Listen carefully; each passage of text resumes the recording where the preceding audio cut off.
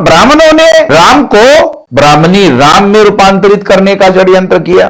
ब्राह्मण लोग राम मंदिर के नाम पर अपना छुपा एजेंडा, अपना गुप्त एजेंडा मूल निवासी भारतीय लोगों पर थोपने के लिए राम के नाम का सहारा ले रहे। रामायण में शूद्र शंभु जो ओबीसी था उसकी हत्या करने का राम के द्वारा षड्यंत्र किया गया। आज दोबारा राम का नाम लेकर इस देश के 60-65% ओबीसी के लोगों के विरोध में षड्यंत्र करने का काम किया जा रहा है। साथियों, 22 जनवरी को राम मंदिर का उद्घाटन होने वाला है अयोध्या में।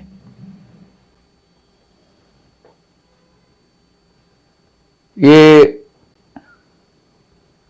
अयोध्या की जो विरासत है, क्या ये विरासत भारतीय लोगों की विरासत है? निश्चित रूप से अयोध्या की विरासत भारतीय लोगों की विरासत नहीं है।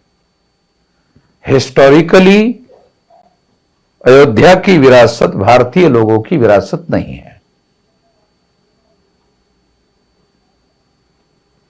सिंधु घाटी सभ्यता के इतिहास का और यदि उसके विरासत का अध्ययन किया जाए तो ये भी ब्राह्मणों की विरासत नहीं है। जो बुद्ध की विरासत है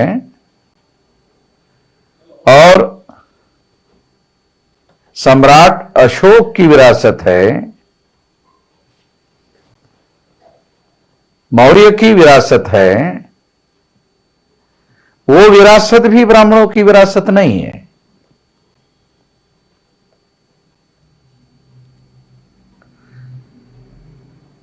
ब्राह्मणों की विरासत क्या है? ब्राह्मणों की विरासत भारतीय समाज को, भारतीय लोगों को वर्ण व्यवस्था के नाम पर 4 वर्णों में बांटने की विरासत है और इस बांटी हुई विरासत में सबके ऊपर ब्राह्मणों को थोपने की विरासत है। ब्राह्मणों की सर्वोच्चता थोपने की विरासत है। ये निश्चित रूप से ये विरासत भारतीय लोगों की विरासत नहीं है। ब्राह्मणों ने वर्ण व्यवस्था में भारतीय लोगों को शूद्र बनाने का षड्यंत्र किया, नीचता का काम किया। ये ब्राह्मणों की विरासत है, ये भारतीयों की विरासत नहीं है। उसके बाद ब्राह्मणों ने मूल निवासी भारतीय लोगों को 6247 जाति के टुकड़ों में बांटने का षड्यंत्र किया। ये नीचता का काम किया, सबसे ज्यादा घटिया काम किया। ये ब्राह्मणों की विरासत है। ये टुकड़ों में बांटने का ब्राह्मण लोग अंग्रेजों को बुरा मानते थे तो कारण बताते थे कि अंग्रेजों ने हिंदू मुसलमान 2 टुकड़ों में बांटा, मगर ब्राह्मणों ने 6247 जाति के टुकड़ों में बांटा। 1703 जाति के टुकड़े शेड्यूल कास्ट अछूतों के बनाए,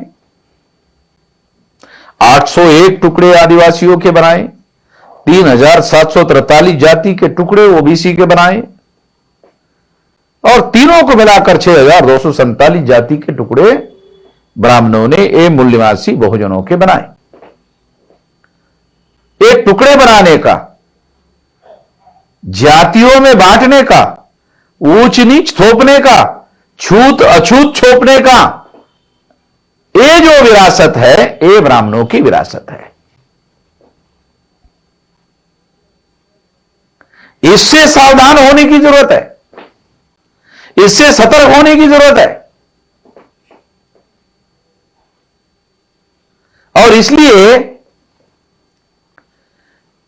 अब ब्राह्मण लोग राम मंदिर के नाम पर अपना छुपा एजेंडा, अपना गुप्त एजेंडा भारतीय लोगों पर, मूल निवासी भारतीय लोगों पर थोपने के लिए राम के नाम का सहारा ले रहे हैं। अगर हम पाली भाषा के जातक कथा का इतिहास पढ़ लें तो दशरथ जातक है, उस दशरथ जातक में बोधिसत्व राम है। और ब्राह्मणों ने राम को ब्राह्मणी राम में रूपांतरित करने का षड्यंत्र किया और उसको वर्ण व्यवस्था के समर्थन में इस्तेमाल करने का षड्यंत्र किया। इसके लिए उन्होंने रामायण लिखा। रामायण में शूद्र शंभु जो ओबीसी था उसकी हत्या करने का राम के द्वारा षड्यंत्र किया गया। यह सारा का सारा ब्राह्मणों के द्वारा किया गया। यह षड्यंत्र हम लोगों को समझना जरूरी है। आज दोबारा राम का नाम लेकर इस देश के 60-65% ओबीसी के लोगों के विरोध में षड्यंत्र करने का काम किया जा रहा है। यह बात बखूबी बहुत सही तरीके से चौधरी विकास पटेल, जिनका राष्ट्रीय पिछड़ा वर्ग मोर्चा नाम का संगठन है, उन्होंने अभी अभी जो वीडियो घोषित किया है, हम उसका समर्थन करते हैं। उन्होंने एकदम सही कहा है। और मैं सारे देशवासियों को, भारतीय लोगों को, तमाम भारतीय लोगों को 3.5% ब्राह्मण अगर छोड़ दिए जाए तो सारे भारतीय लोगों को, ये जो सारे भारतीय लोग हैं वो इस बात के समर्थन में है। मैं उनको अपील करता हूं कि वो सारे के सारे लोग चौधरी विकास पटेल का समर्थन करें। जो वर्ण व्यवस्था में दूसरे वर्ण के लोग हैं, क्षत्रिय ये मूल रूप से नाग लोग हैं, तीसरे वर्ण के वैश्य हैं ये भी नाग लोग हैं, चौथे वर्ण के लोग हैं ये भी नाग लोग हैं। तो ये सारे के सारे नाग लोग हैं जिनके विरोध में ब्राह्मणों ने षड्यंत्र किया। और नाग लोगों के इतिहास के बारे में ब्राह्मणों ने ही लिख कर रखा हुआ है। इसलिए ये एक तथ्यात्मक इतिहास है। इस बात को हम लोगों को ठीक से समझने की, ठीक से जानने की जरूरत है। और एकदम सही राष्ट्रीय पिछड़ा वर्ग मोर्चा के राष्ट्रीय अध्यक्ष चौधरी विकास पटेल के द्वारा जो कहा गया है वो 100% सही है। इसलिए हम चौधरी विकास पटेल जी की बात का समर्थन करते हैं। और 22 तारीख को जो उन्होंने काला दिन मनाने का ऐलान किया, हम उनका समर्थन करते हैं। और समस्त देशवासियों को 3.5% ब्राह्मण छोड़कर समस्त देशवासियों को काला दिन मनाने के लिए अपील करते हैं। आशा है कि लोग काला दिन मनाने का काम करेंगे और जैसा ही उनको मौका मिलता है, अगर वो कल से इसके विरोध में काला दिन मनाते हैं, वो जितने दिन अपनी प्रतिक्रिया में इसको काला दिन घोषित करते हैं उतने दिन वो कर सकते हैं। 22 तारीख तक तमाम दिन को ऐसा कर सकते हैं, समस्त दिन को ऐसा कर सकते हैं। और इसके लिए अपने अपने लेवल पर वीडियो बनाकर अपनी प्रतिक्रिया घोषित कर सकते हैं। मैं इसके लिए भी वीडियो बनाकर सारे देशवासियों को अपील करता हूं कि वो वीडियो बनाकर इसका समर्थन करें।